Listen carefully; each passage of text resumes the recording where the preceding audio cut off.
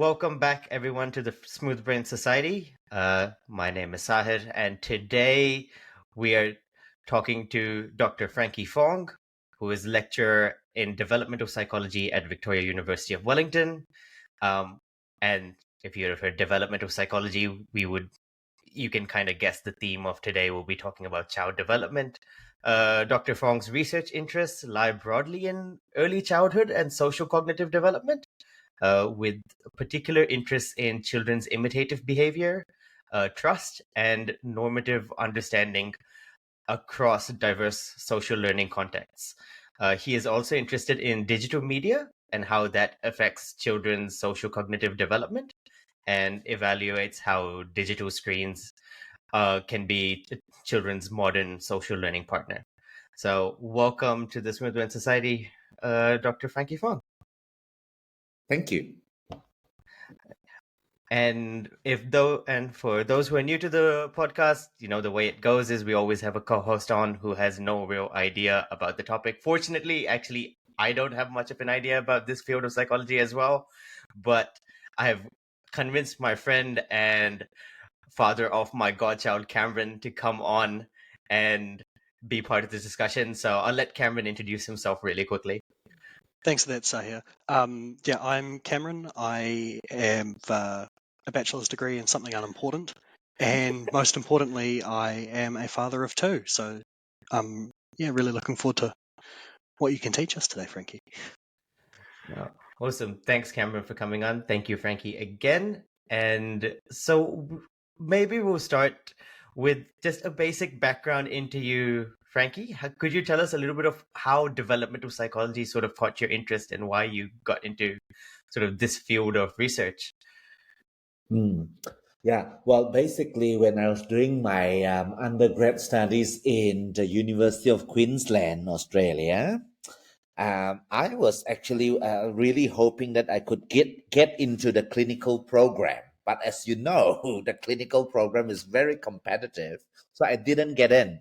So I was considering doing my PhD, and I remember a developmental psychology lecture that I really enjoyed, and it fascinated me to think a lot about my own childhood. And because I had moved from from Malaysia to Australia, I got to reflect quite a lot too about the kind of local cultural conventions in Australia that I've started to adopt, as well as the ways of doing things that I sort of persisted in doing things according to my own cultural way.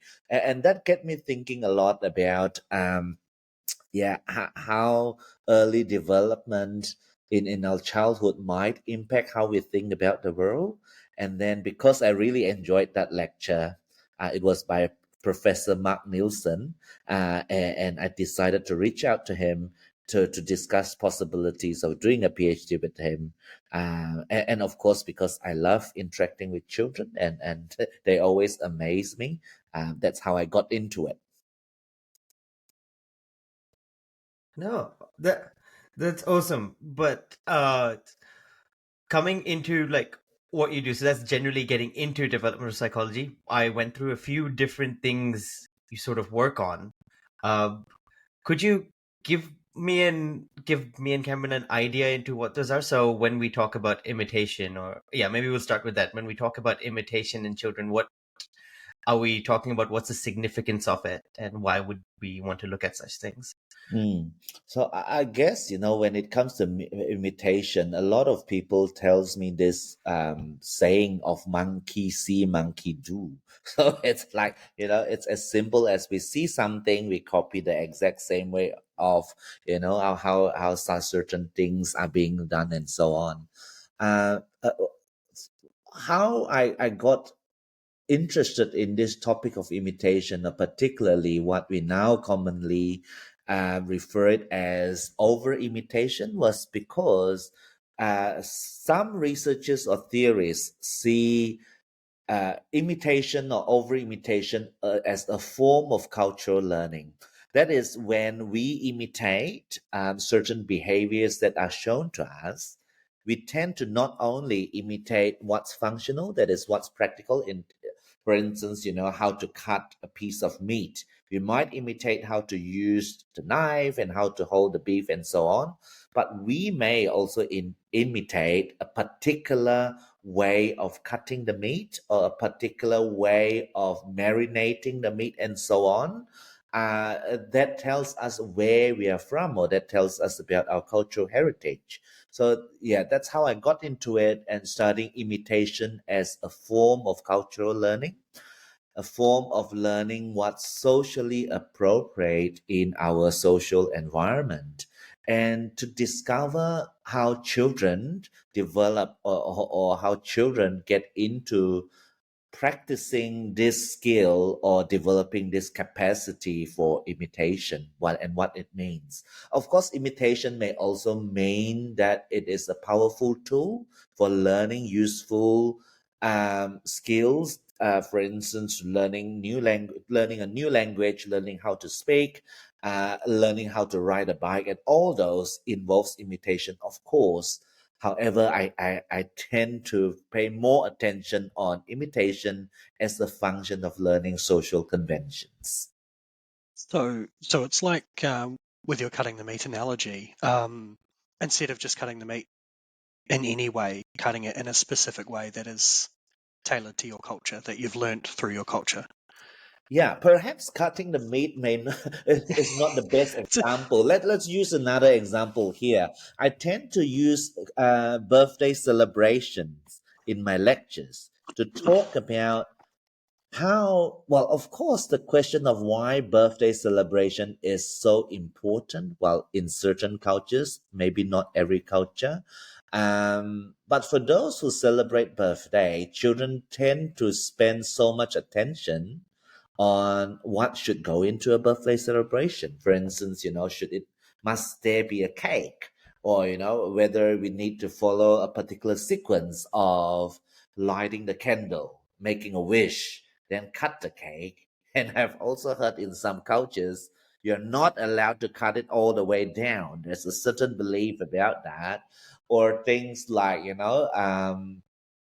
how many candles should go into the cake, and the fact that is it okay to open the present in front of everyone, and so on, or what kind of presents go into there, or are there other food items that may go into a birthday celebration, and all those. Same applies to Christmas celebration. I think when we talk about festive seasons, people can relate to cultural variation easier, and it actually involves quite a number of purposeless hidden rules or conventions. And I argue that children learn about these conventions through over imitation. I I was thinking about the food analogy, the one which I thought when you said meat was actually cooking rice. I see the way people cook and measure rice between all of my friends. I can tell where they're from based on it. People measuring the water with the knuckles, some people boiling the water first and then putting rice in, or Yeah, things like that. yeah, And then exactly. Yeah, and then the same with the birthday thing. I remember my first birthday celebration when I was in New Zealand because I grew up in India, and we have a tradition where we cut the cake, and then your birthday boy or girl who cuts the cake takes a little piece of cake and feeds it to their parent or who they feel is closest to them, and then vice versa, and then some cream is put on their face or something, and the older you get with more friends, cake is thrown on your face, but that's a different story. um but that thing was so foreign when I came to New Zealand and I cut the cake and I was like, am I supposed to feed someone? They were like, no, what are you doing? This is Nobody does this here. But then I guess the 21st birthday is not a real thing in India, but it's a pretty big thing in New Zealand. Cameron can attest to it. I don't remember mine. yeah. Just a note on that. So when we're talking about studying imitation, or now we call it over imitation, the reason of why we are calling it over imitation, even though some researchers don't really like the term over imitation, is that we don't only imitate the functional components, that is what's necessary for us to reach the goal, but we also tend to pay a lot of attention on the process or the cultural markers, what I call it, this kind of behaviors or components of a series of behaviors that tell us about our culture or that tells us about our social group. Because sometimes the culture, I think the word culture can be tricky sometimes. Sometimes I even like to get students to just think about, for instance, in a school, you have different classes. The individual classroom might have their own group convention of doing a particular thing. For instance, sport teams is a good example where we wear different, colored shirts to differentiate us from different groups. And then, we then have our own ways of doing things. So sometimes we do incorporate this kind of design in our experiments to study children's preferences or children's likelihood of copying an out-group member versus an in-group member, that kind of questions.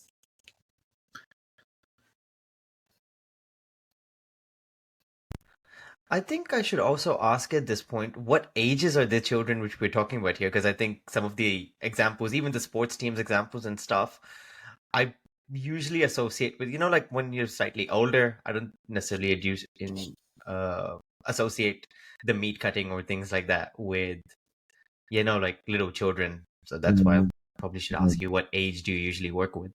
That's a really good question. So a quick answer to that is there's a paper published in 2006, again by Mark Nielsen, in University of University of Queensland. So in that study, they found that the the experimental task was a very simple one. It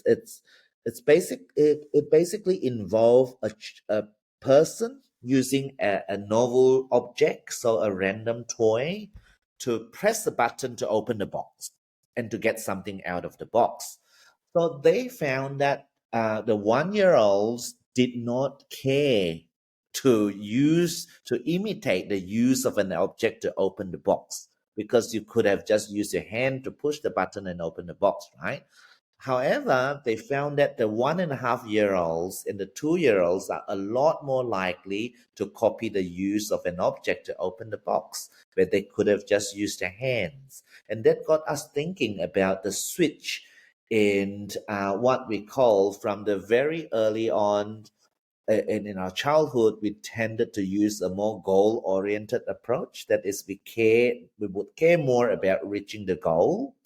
And as we get older, by about 2 years of age, we'll start to focus more on the process. That is, if we are seeing someone using a particular tool to open the box, there might be a reason behind that. Perhaps it's safer to just copy it because it may mean something. It may not be a practical reason, but there might be a social reason. Um, and that's when we start to see this inclination of copying socially modeled behavior. And it's not really up until 4 to 5 years of age, that age point, where we see children really started to copy what we label as causally or functionally redundant actions. That is, actions that are not necessary for reaching the goal, or not necessary for for the functional part of a behavior. I'm seeing that kind of now with my children, a 1 year old and a 2 year old. So we have a little game at toys that we have at home, which is just some fish with the magnets on them, and a little fishing rod. It's just a stick with a magnet on a string. And we play the game of getting the fish into like a bag or a box.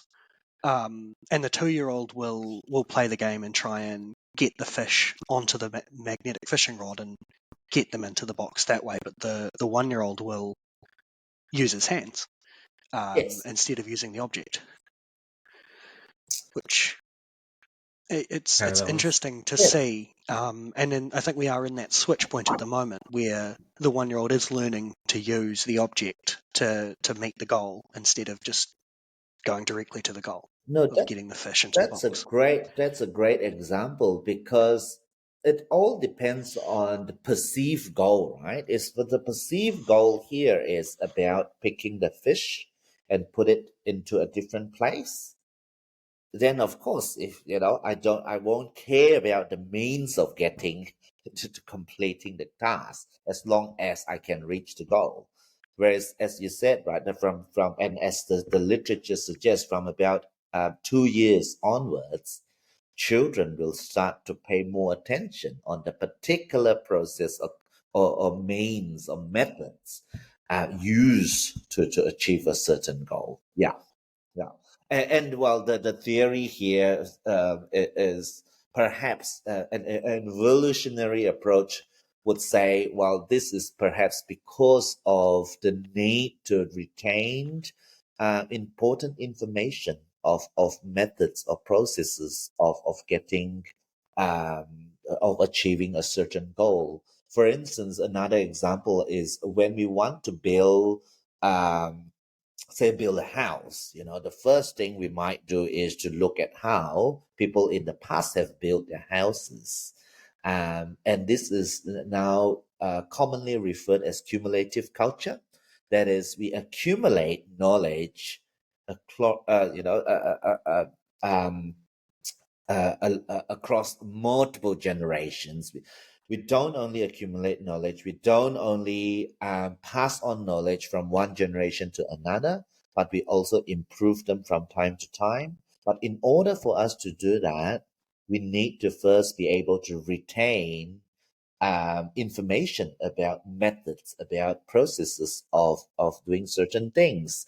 So that's one. Secondly, this will also help us to maintain cultural diversity, which is a very important part of human culture. So, in that regard, do you see differences within, because you mentioned cultural diversity, do you see differences within imitation then between That's a really good question. children? So we have started to conduct more cross-cultural research these days. Firstly, because we have more international exchanges that people think, okay, would be interested to also do this in our own country. Secondly, there's this a bias in psychology or even in developmental psychology in particular, where most of the research were actually done in the US or Western countries, and we are not sure yet whether a lot of the findings or theories are generalizable or applicable to other cultural contexts. It's quite risky when we try to draw broad conclusions and assume generalizability based on limited findings done in a kind of a constrained or restricted pool of participants. For example, researchers have started to do cross-cultural studies on imitation topics. So we so far found that across different cultural groups, children tend to display very similar patterns of imitation or over imitation. So we see high levels of over imitation across different cultural groups. For instance, researchers have tried to compare African children and those who grow up in the US and Australia. We've also tried to compare children from Vanuatu and the US and so on, and Malaysia. Um, in general, the likelihood of over-imitation is consistent across different cultures. However, there are nuances um, in what particular actions do children tend to copy more. And I think that then brings us to these questions of the role of cultural context in imitation. Because we do find that for instance, there's a famous necklace making task where we get children to make a bead necklace, but before stringing the beads onto the string, the demonstration involve a head touching action. That is, the model would always use the bead to touch their forehead before putting it on a string. And they found that the children in Vanuatu tended to replicate that a lot more than children in the US. Okay, I should talk a little bit more about this experiment. So as I said, this experiment involves children watching a demonstration of how to make a bead necklace. So the demonstration involves a redundant component where the model would touch the forehead using the bead before stringing it on the string. Um, in a so-called conventional condition, when the model says everybody does is everybody always does this. So when the focus is on the normative component, they found that regardless of whether the children were from the US or Vanuatu, they copied the head touching action. However, and when it was framed as an instrumental task, that is, let's make a necklace now, look, this is how I make a necklace. When the focus is on necklace making, they saw a drop in imitation rates in the US children as well as the Vanuatu children. However, the drop was not as obvious when it comes to the head touching movement for the Vanuatu children only. So this tells us that children in Vanuatu are still very interested in replicating the head touching action, regardless of how the task is framed. Whereas children in the US tend to imitate a lot less when it is framed as an instrumental task, when the focus is on making the necklace. The current potential explanation is that perhaps in Vanuatu, people are still practicing a lot of rituals, or they are exposed to a lot of cultural activities, a lot more than those in the US. Therefore, children tend to pay more attention to ritual-like actions. That's one explanation. Or maybe children in Vanuatu are expected to follow rules, are expected to be obedient in many of their everyday life, their daily activities, compared to those in the US who are given more autonomy, maybe. So these are two possible explanations that are yet to be studied. Sorry, that's a very long answer to your question. Cam, do you have a question or? No, I am just soaking up that. That was really interesting.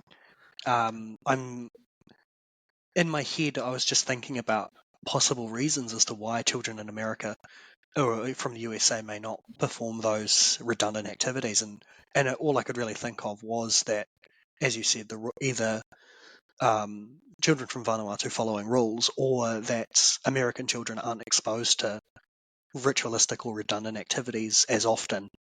More of a melting pot of a society there, so there'd be more different ritualistic activities. So it's difficult to tell what is one that I have to do every time. Yeah, so these are the kind of questions that we are hoping to study further. These are all new questions to us because as we start to conduct more cross-cultural studies, as we are getting ourselves exposed to more cultural contexts, more questions arise. Is this recent, like in the last 10 or 15 years sort of study that you're referencing, or is it So the necklace making more one recent? the necklace making one was published in 2016. Wow. It's by Jennifer Clegg, Wow. Clegg, yeah, and Christine Legay. Yeah, That's really cool. so it's pretty recent. What Cameron said also got me thinking a little bit when you mentioned that it might be because of not being exposed to certain ritual practices. I guess there would be internal differences if your family is ritualistic even in America. But then it comes to the question of which things do you choose to imitate? Which actions do you choose to imitate? And is there a trust factor in there as well, that I trust my parents' actions and therefore I will imitate them or does that play a role in any way of like who children choose to imitate? Yeah, particularly, I think they're more interested in copying information conveyed by their in-group members, or those who are more reliable in the sense of. So there's another study that showed children uh, demonstrations from reliable and less reliable models. The way they manipulated reliability was they simply showed children two models, one model who had given inaccurate information before, and one who had always given correct information. As simple as, you would wear your socks as gloves, so that is totally not right. And then it seems like children are less likely to copy the models who are depicted as less reliable. And there are also studies on familiarity, that is, children tend to pay more attention or tend to copy or follow information endorsed by those who are more familiar or to them, or those who have a higher status or authority. However, I have to say again, more studies are needed to validate the generalizability of these findings, because there are communities around the world who are more egalitarian. And in more egalitarian societies or communities, people don't tend to use social hierarchy or social status to guide their behaviors. So we don't know whether these findings will be generalizable or replicable in communities that are highly egalitarian. And with the trust aspect of who the children are imitating, is there like a conflict between imitation from trusted members and imitation from the community? So, say we've got a family that's from a Eastern background, Asia or India, and they're living in a Western country like USA, Australia, New Zealand. Their children are seeing the parents practice their cultural im- activities, but they're not seeing the same in schools or kindergartens, Yeah. like the birthday thing that Yeah. Sahir talked about. No, that's a really. Is yeah. Go ahead. Sorry. I was just going to say, is there a like what would the conflict between that be? Is there a big clash of cultures happening for those children? Mm. No, this is a really, really good question. And I don't think we have done enough to study this particular interplay between different cultural conventions that children are exposed to, and their decision making process, or how are they processing these kind of inconsistencies, or variation in cultural practices, right? While my understanding is this has not really been studied, and I'm very interested in trying to study these questions. Well, my personal view is that it may have something to do with children's early exposure to diversity. I think New Zealand is an interesting place to study this question, because as we see at schools, teachers or schools are introducing Maori practices and the Tereo Maori language to children. For instance, at schools, children are learning different karakias. They are doing that at the beginning of their classes. And they have mihi whakatau, the welcoming for new parents, new families. So at least children, well, let's say children from a white or Western background, are exposed to a non-Western, well, or the local Maori practices. At least children are exposed to a different way or an alternative way of doing the same thing, perhaps, or at least they're exposed to the idea that things can be done differently depending on where you're from. Even just getting their exposure to this possibility may have an impact on how open children are to different ideas or different ways of doing things.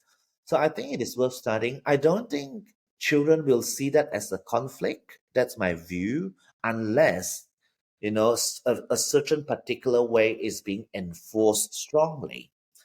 Um, it's a very interesting question to ask because we may speculate that children who grow up in a society with tight norms, that is, with a lot of rules, a lot of conventions they need to follow, and if they are accustomed to following rules and following conventions, they should be able to also pick up new conventions and new rules really quickly because they are trained to have that capacity. You know what I mean? And at the same time, they may also be more sensitive to cultural conventions because if they were brought up with a lot of social conventions and social rules, then they they will tend to employ, well, the prediction is that they might tend to employ a heuristic approach or a default mode that wherever they go, the first thing to learn is social convention or cultural convention. So that's one possibility. However, my question is whether this only applies to children who grow up in a multicultural society. I use Malaysia as an example because I'm from Malaysia and I'm now conducting research in Malaysia.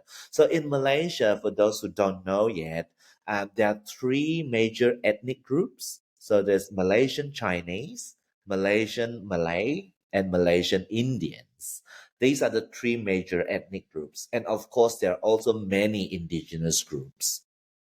So children actually grow up in a multilingual, multicultural society. For instance, children are expected, all of them, to learn at least two languages, Malay and English. So English tends to be the compulsory one. So everyone learns English from kindergarten. And then they would either learn Malay, Chinese, or Tamil, Indian, depending on their family background. And some even will take up more than two languages. At the same time, they live in a society where they're exposed to culturally varied conventions every day. You're exposed to different ways of eating and cooking, different religious practices, within the same town or city. So what I'm interested in asking is, are children who grow up in this kind of society more adaptive, or they develop a different capacity compared to those who grow up in a monoculture kind of society, or a society even though having people from different cultural groups but only promotes one dominant culture. So I'm curious to answer these kind of questions. We don't have the answer yet. That's really interesting because I was thinking to that like you said a saying, the other saying which I was thinking of is when in Rome, right? So when in Rome, do as the Romans do. So it's the same sort of idea as, and I remember moving a lot as a kid, moving to the States, moving to New Zealand, moving to India, and then the way you behave sort of change depending on where you are, uh, and what was considered okay in one place isn't in another, and that sort of idea of having, if you grow up with it, probably being more able to sort of switch between different contexts easier might be a thing, and it might not actually be a conflict. Do you say how kids can pick up languages really easily? It's probably the same sort of thing. Kids can pick up nuances between cultures very easily to the same extent. Mm, mm. Yeah, that's a great point. Well, potentially another way of looking at this is maybe we all have the same capacity or toolkit to be flexible and to be very adaptive. uh, uh, yeah, yeah, and that perhaps is universal. So maybe, children will develop certain flexibility sometime, somewhere in their childhood. And whether that flexibility gets to be further developed or practice depends very much on the cultural context, or we nowadays like to use the word depend on their childhood ecology, depending on where they are. Yeah, so that's another question to ask.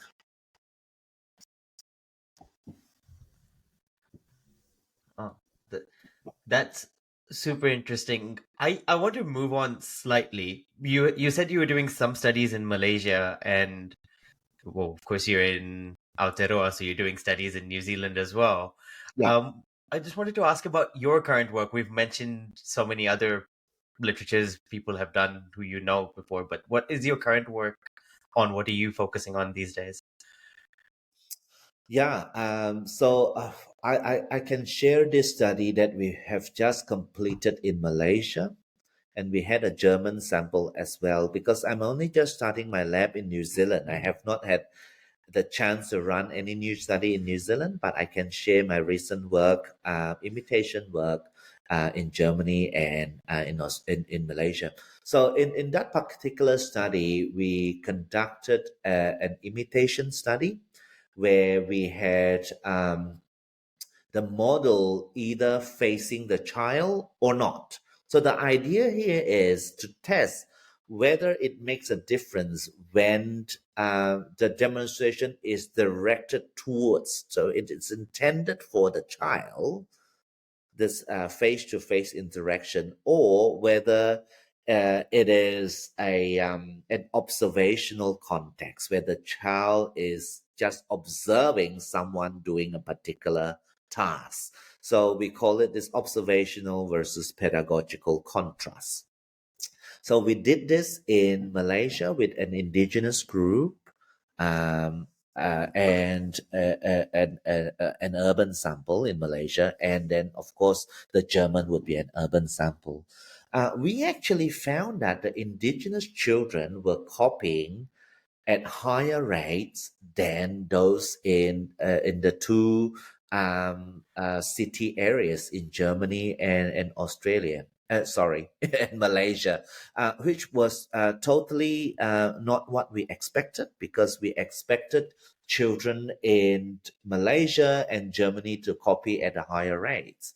Well, the reason why we had that prediction was because we know that the indigenous communities, they're highly egalitarian.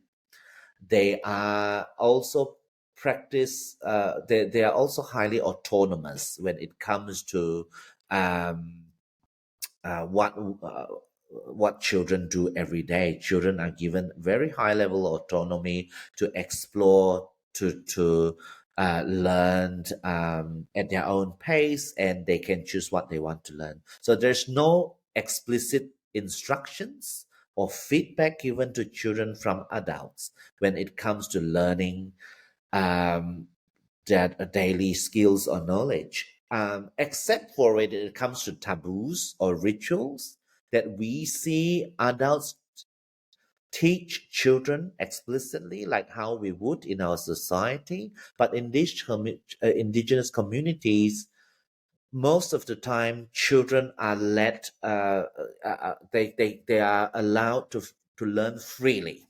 So the prediction is that in this kind of context, we should probably not see high levels of copying, because we predict that children there will be more likely to complete the task using their own means. Because as we have discussed, if we are going to copy the redundant actions, it might be more effortful and less efficient. So that was the prediction. And also, it's based on our understanding that when it comes to making tools or using tools, the indigenous group in Malaysia, they tend to focus more on the practical aspects. That is, as long as the tool works, As long as my particular object serves the purpose, I don't care about how it is being used. So that's our understanding, and that's how we made our prediction. However, we found an unexpected result that the indigenous children were paying more attention to copy the actions shown to them faithfully.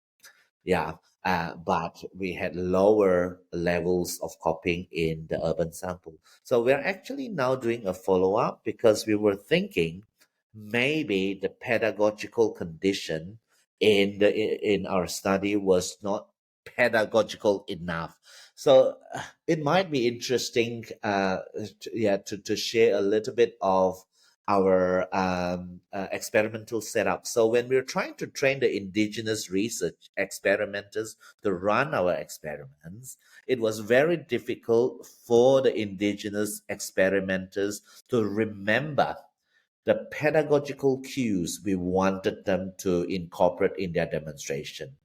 For instance, things like even establishing an eye-to-eye interaction, so eye gaze, by looking into each other's eyes, or as simple as look at the child to signal that you are checking and to signal that you want to make sure that the child is following. So these all sound so will be so natural to us to do in our natural and pedagogical setting because we are used to teaching children in that way. That is, we're used to having this eye to eye kind of we use eye gaze to direct attention. We use explicit verbal cues to make sure children are following. We would pause. We use pauses to make sure that the children are so that our demonstration is not too fast, that children can follow all of the steps. And when we're trying to train the local experimenters to follow the procedures, they were having a really hard time because apparently it was not what they would naturally do in their daily settings. They don't normally explicitly teach children. Also, in their natural setting, when children would learn by observing adults, when they come to observe an adult doing a particular task, for instance, making a new hunting tool or weaving a basket, they actually would not slow down, or they would not talk to the child who is observing. It's totally up to the child to observe. And if the child has a question, they can ask, of course, but it's all child driven. So in a way, our argument is that perhaps the level of the low level of because we had to match the conditions with our to match our urban conditions with the indigenous condition, we reduce a lot of these pedagogical cues in our Western samples, in the German sample and the Malaysian urban city sample. Maybe that's why we're seeing really low rates of over imitation over there. So we're now doing a follow-up study to incorporate all these pedagogical cues that resemble a daily learning situation in an urban context. And the prediction is that we should see higher level of over-imitation now in the urban sample. Sorry, that again was a very long description.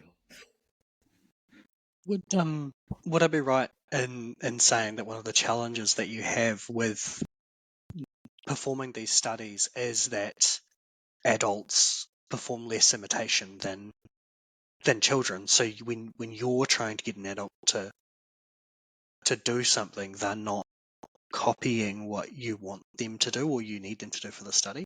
No, yeah, I think the problem more here now is that we tend to use our standards or our perception and apply that to um, our collaborators who are not accustomed to doing things or thinking in the way we are. So we are now talking more about involving community members, involving local members, even at the stage of designing our protocols and experiments to get a better understanding of that. Yeah. It's a very interesting thing to think about, right? So if you flip that idea around and like you said, the indigenous instructors or were not used to sort of following eye gaze, pausing, doing those sort of things. If you flip it around and ask the researchers in the urban centers to okay, you cannot use eye gaze, you cannot pause, just do the task and see if they follow.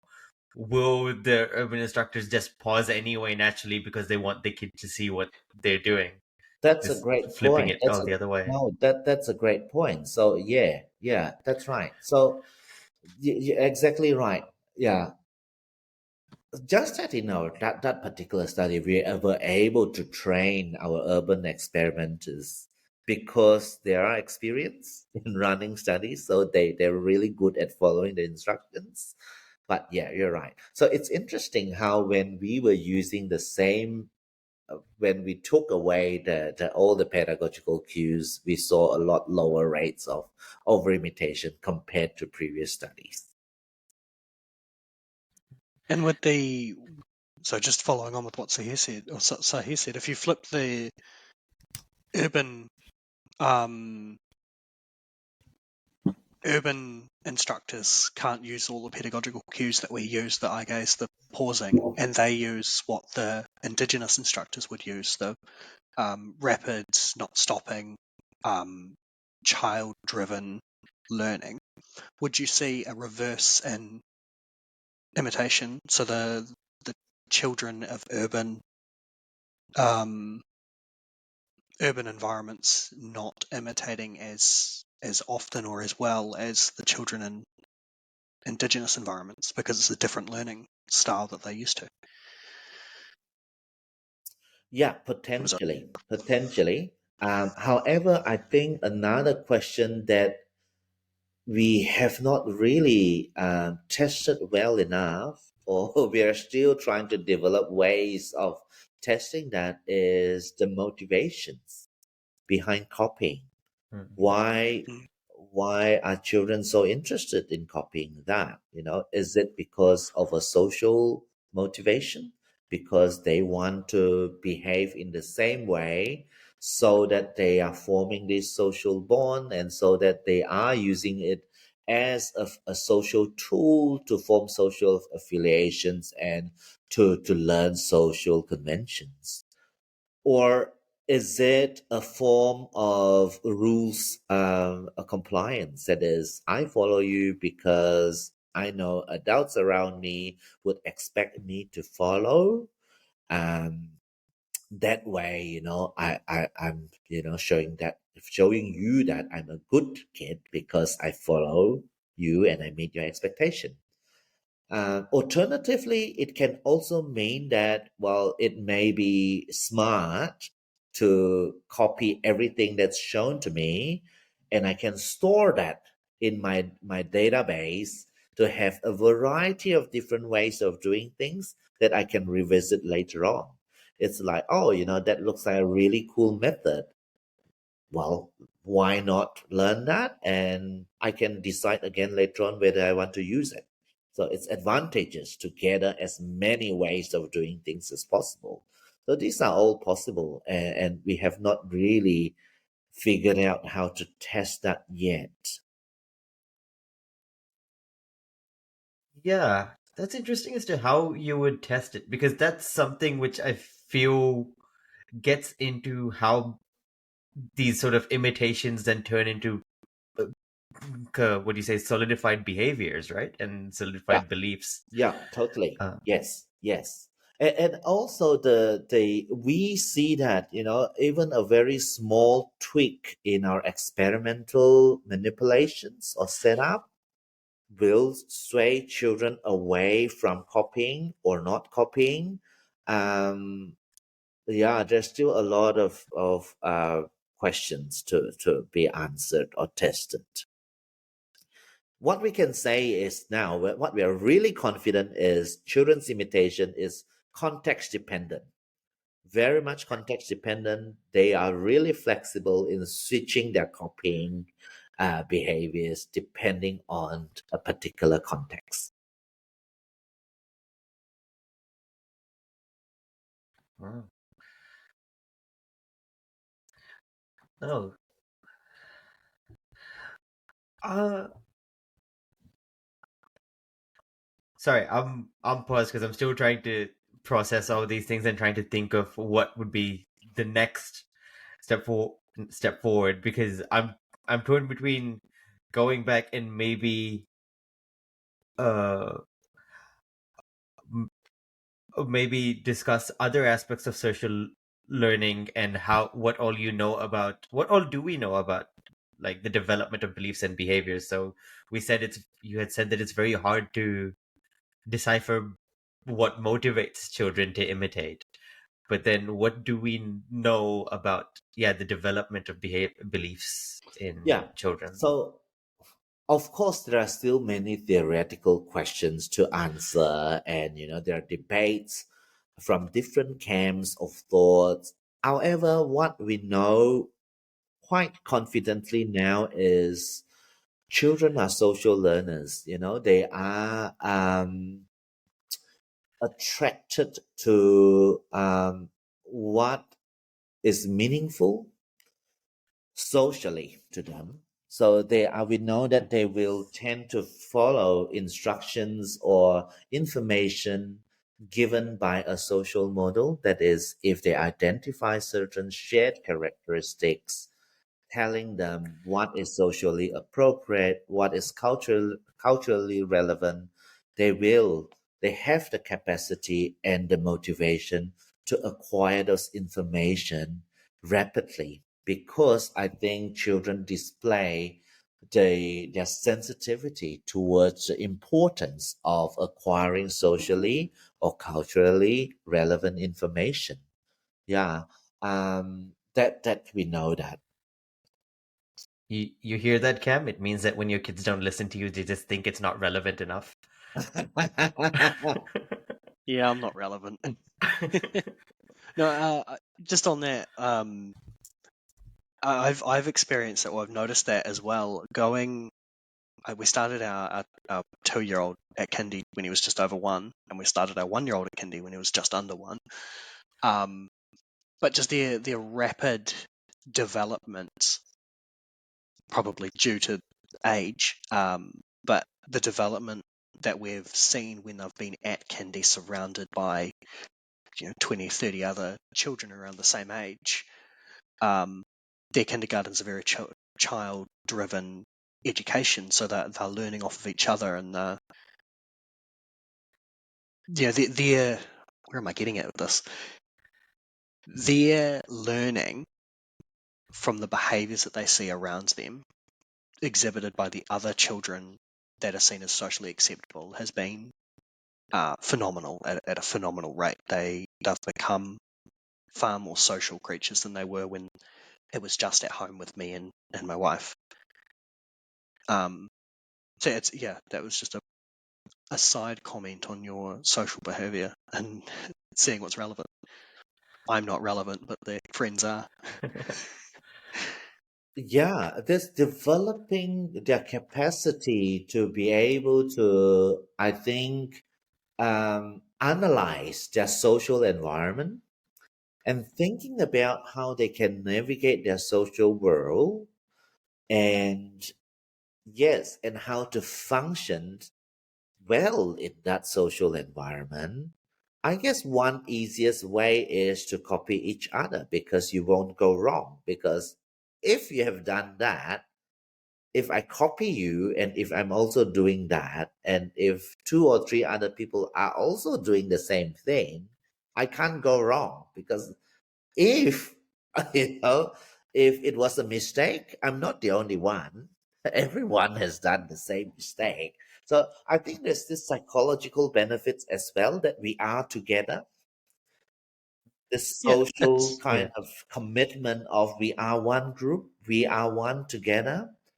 Yeah, it's like watching a group of children play with a slide. yeah. They all go down the slide, and some of them run up and go up the ladder to go down the slide again. Yeah. But as soon as one of them starts trying to climb back up the slide, Yeah. that's what they all do, because that's That's right. what the group is doing. Yes. Well, if we want Well, to take an evolutionary approach to explain this, one possible account is that maybe that's how, we evolve with such a capacity that we are able to learn from each other from a very young age. That's how we get to develop and gather a big container of information and knowledge, because there's no way we can come out with new ideas or new knowledge on our own. We rely on each other to gather information and knowledge.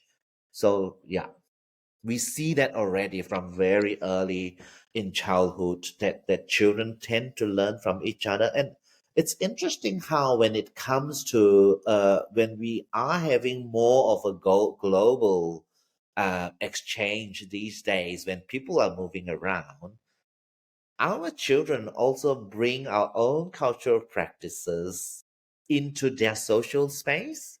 Therefore, we are already starting to see cultural exchanges among children.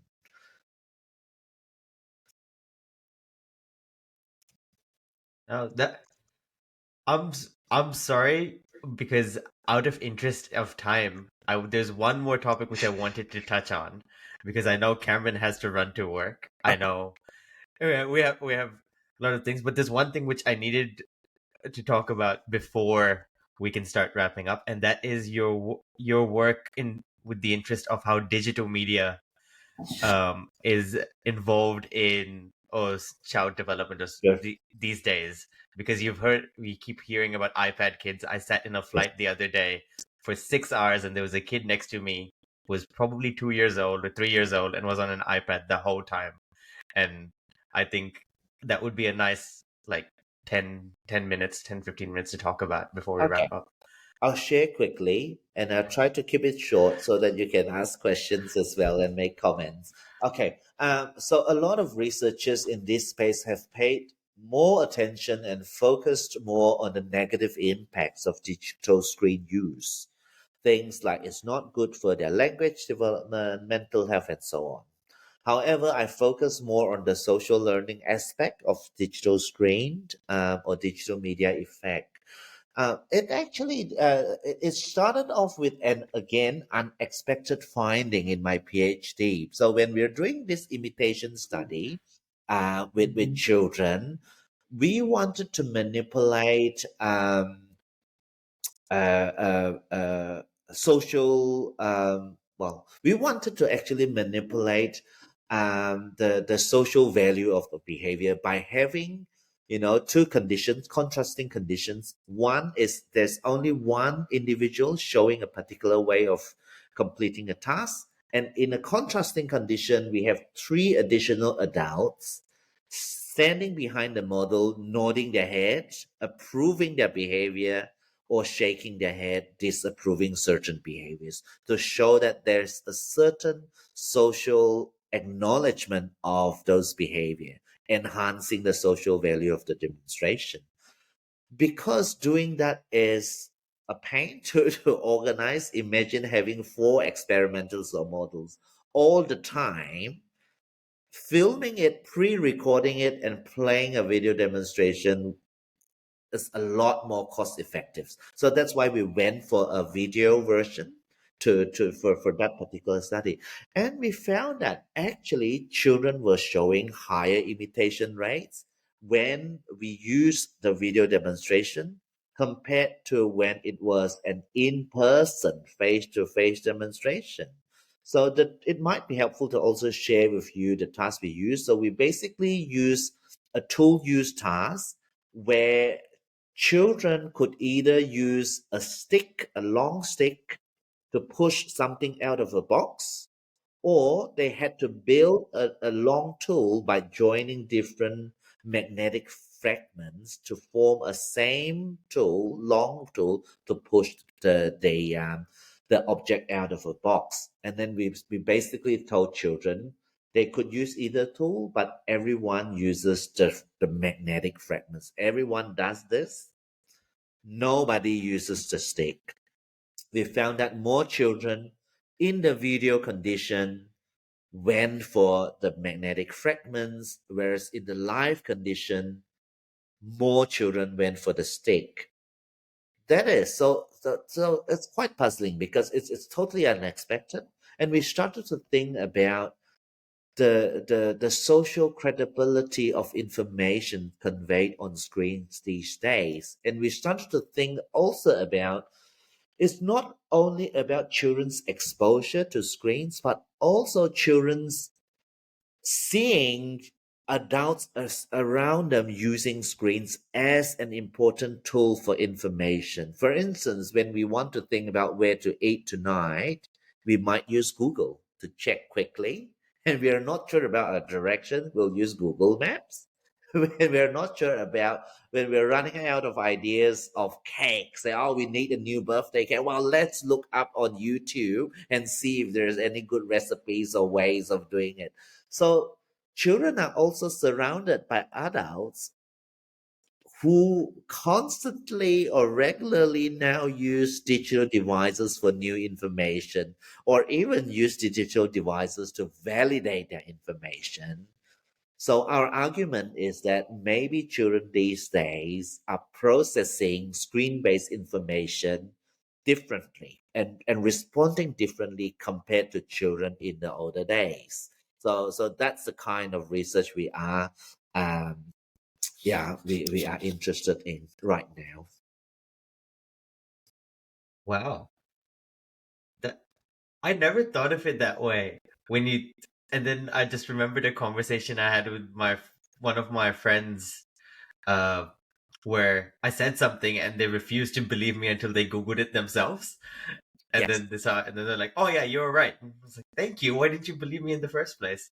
But that idea of you seeing, as adults, you seeing credible sources, and then children sort of imitating that, being like, "Okay, these screens might be a source of good feedback or correct feedback." Yeah. So we wonder if then children are less critical when it comes to screen-based information. We don't know, so that's a question to ask.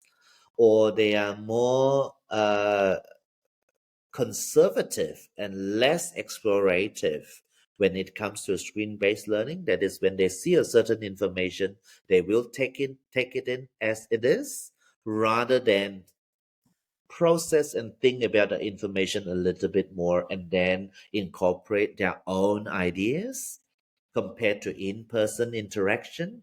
So these are all open questions that we are yet to answer. Another related question is the role social media or digital media characters play in childhood development. So there are researchers proposing that maybe so Sesame Street is a popular American, the show in the US that's been used to help children to enhance their science and mathematics or language learning. So things like that, how can we use the digital media characters as social models to help children with their learning? And I'm coming more from a perspective of if we are introducing new social behaviors through these social media characters, what influence may that have and what kind of influences?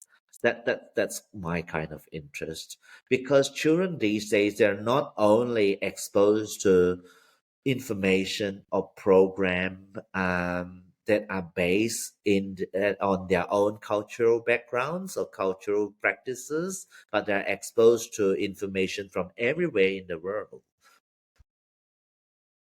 That just makes me think of for our future children and the future generations of the famous quote by Abe Lincoln, "Don't believe everything you see on the internet." That may be a potential danger to like misinformation and taking digital screens or information presented by a digital screen as fact. But also what you said about Sesame Street, just for toddlers, has also made me think about there's a YouTube person called Miss Rachel that is big for speech and teaching babies and toddlers and teaching about language and how to talk and first words and things like that. That is also very popular and using I don't know where that train of thought was going. Just comments about how children are now seeing digital content as educational material. Yes, that's just a lot of research on that, and it has shown that to be very effective in terms of enhancing children's science and mathematics and even language learning. However, I don't think that there has been enough work on children's learning of social behaviors, socially appropriate behaviors, from screens, because they may pick up a certain behavior from their favorite episode of, say, Peppa Pig or, Bluey, which may not be appropriate in a particular cultural setting. And how do we deal with that? Yeah. It is also relatively new screens and educational material, so it's not like we have any pre-existing or cultural behaviours that children can imitate off of. It's new for us as well. Yeah, and an emerging topic too is, how may a child perceive ChatGPT or generative AIs as a learning tool or as a tool that may help to answer questions, and that's also something that we would be interested in studying more. Using more of this kind of selective trust paradigm, I think, may be a good start because, well, a selective trust paradigm typically involves, say, for young children, preschoolers, primary age kids, the task can be as simple as, what should we call this new object? What name should we give it? Well, I don't know. Well, let's look at these different sources of information for suggestions, and we can look into which sources or which particular source do children prefer to follow. That will give us some indication of their preferences. And, if we could even use these sources to convey misinformation or misconception and to test the extent to which children are picking those up and going back to those sources. Those should give us some insights into children's processing or responding to new sources of information from a social learning perspective. That task is very interesting. Just to uh, go further with it. So you ask a primary school kid, give them an object and say, let's name it. Yeah. Are AI models or the available models, because I actually do not know, do they make up new names or do they just, or would they be able to help with that? Or We have not is that tried something which is a creativity thing? Because No, Cameron and I have a very good friend, Jeremy, who has been on the show before, and he rails against artificial intelligence because he works in the creative department, and he says that they just regurgitate old things. They do not necessarily help in sort that's of right. learning that creativity idea. That's right. No, they may not be creative, you're right. And we have not tried to get generative AIs to come up with new names. However, we could, so it in our in a usual experiment, we control everything. So we Mhm. would make generative AI looks like it is generative AI, but we are actually, the behind, we control Behind the what scene. is being shown on the screen in the background.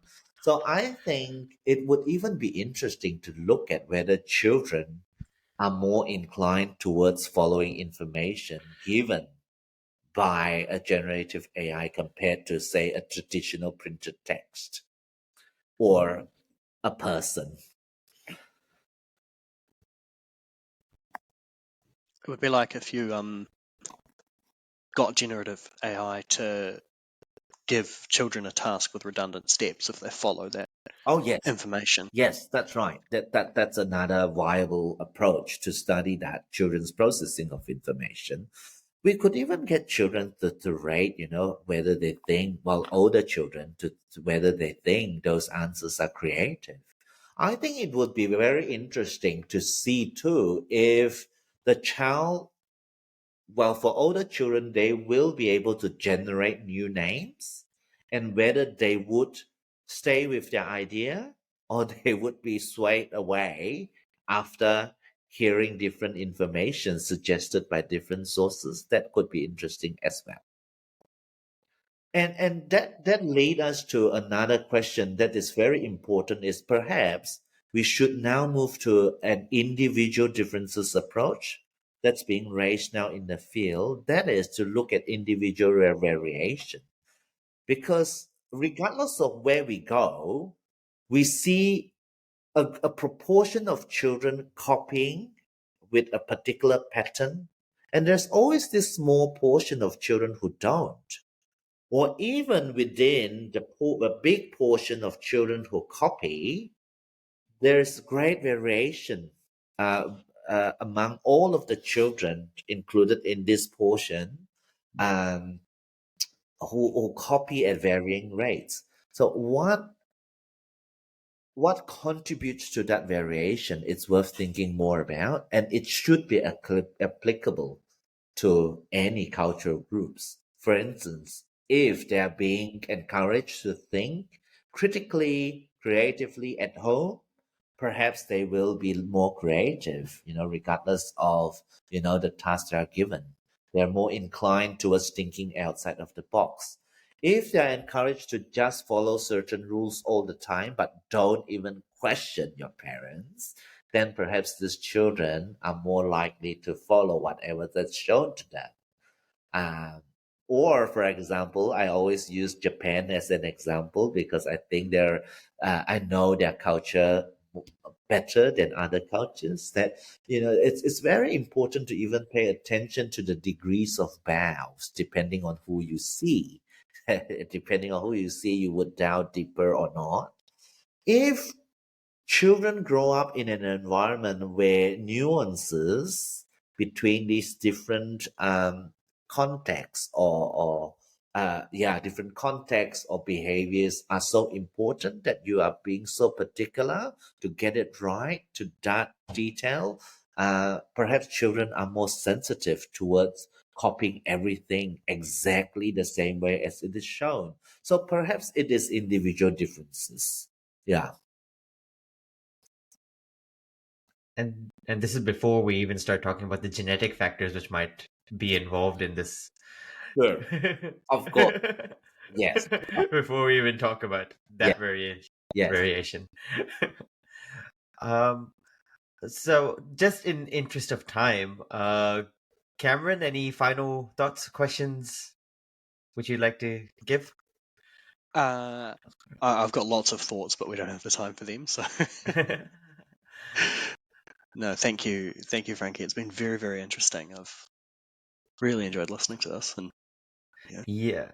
I wish we could go longer. We'll get Frankie back on, I think, in some time, and then we can do it again when people don't need to run to work. I'm fine. I can keep talking, but you guys in New Zealand have it different. But thank you so much, Frankie. Before we go, we have one question which you do need to answer. Is if you had one piece of advice for our audience, what would it be? In the context of developmental psychology or in general? Just in general. You take it however you want, actually. Okay. Well, if I would say embrace diversity. That's it. Embrace diversity. I think it's beautiful that we have such a wide array of ways of doing things, ways of thinking about our world, and enjoy that and enjoy exchanging that with our friends, our peers, everyone around us. That's also 2 words, sage very, advice. yeah, very powerful. Thank you. It's you can learn a lot when you step outside your box of your own little world. That's awesome. Well, thank you so much, Frankie. Thank you, Cameron. Thanks again, everybody who listens. Thanks for And having yeah, me. and yeah, until next time. Awesome. Bye.